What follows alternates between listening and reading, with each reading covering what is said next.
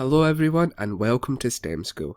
So today we'll be looking at ratios, and in this video I'll explain everything you need to know about it, but do check my part 2 video out as I'll do plenty of exam questions in that, and those will be a big step up from the examples we'll do today.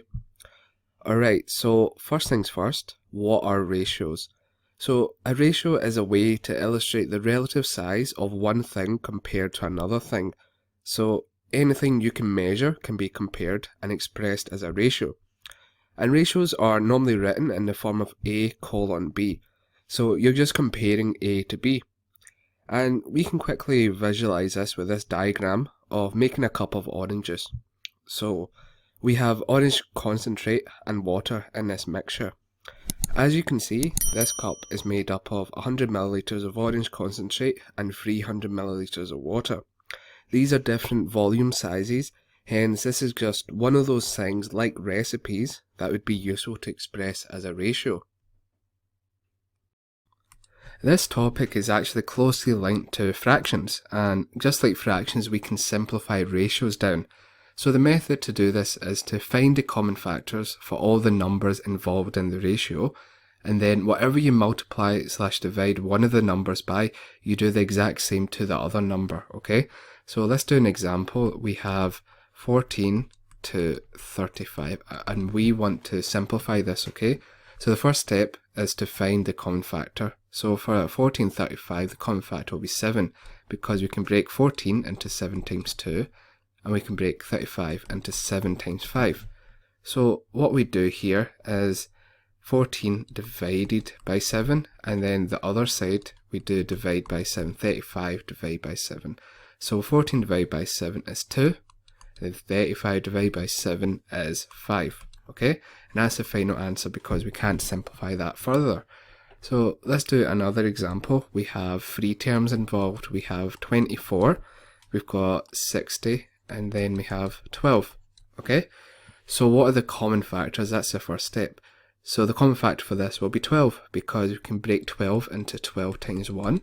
We can break 60 into 12 times 5, and then we can break 24 into 12 times 2. Okay, so what we have to do is 24 divide by 12, 60 divide by 12, and then we do 12 divided by 12. Okay, so what's 24 divided by 12? Well, that's going to be 2. 60 divided by 12, well, that will be 5. And then 12 divided by 12 will just be 1. And that's as simple as you can get. Okay, so you do the exact same multiplying and division to all the numbers in the ratio. Alright, so let's do a basic example that sort of eases us into the standard of questions for the exam. So this question here states that there are 3 kids, Jack, Lucy and Ben, and they each receive pocket money in a 4:3:2 ratio.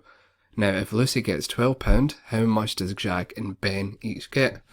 So the first thing that we can do is write the ratio down. We have 4:3:2, okay, and the 4 corresponds to Jack, then we have Lucy, and then we have Ben, and then Lucy is getting £12, and we're tasked with figuring out how much does the other 2 kids get.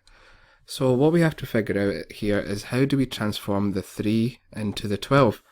So what we're doing here is we'll do 12 divided by 3, and that equals 4. So here we're doing 3 times 4, okay?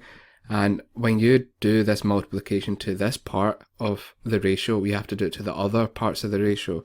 So what we're going to do is times 4 for Ben and times 4 for Jack. So we'll do times 4 here and times 4 here. Right, so 2 times 4 for Ben will be £8, so that's the final answer for Ben. And then we have 4 times 4 for Jack, which is £16. Now, realistically, the question that we just done will be a little bit too basic for the standard of questions in the exam, but it should ease you into the process of what we are doing, okay? So the ratio questions are most likely going to include sharing splits in a ratio, and we'll understand what that type of question is with the example that we're about to do.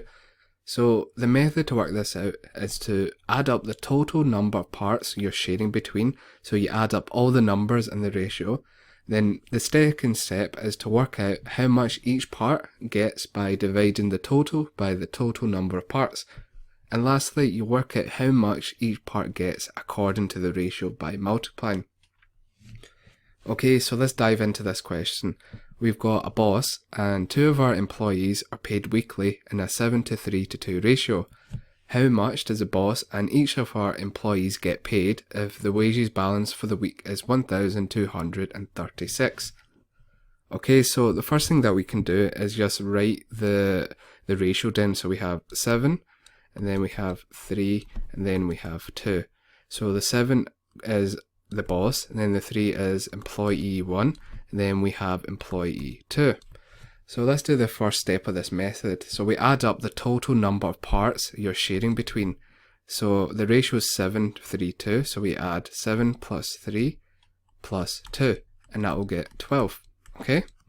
And now the second part is to work out how much each part gets by dividing the total by the total number of parts. So the total here is the wages balance for the week. So that's 1,236, and we divide the total number of parts that we just figured out as 12.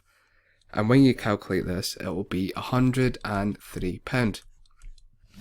And now using this, we can work out how much each is allotted to each of the employees and the bosses. So what you do is you multiply each of these numbers in the ratio by £103. Okay? So 7 times 3 for the boss, and what you'll get is £721. Now for employee 1, what we do is we do 3 times 103, and we'll get 309. Okay?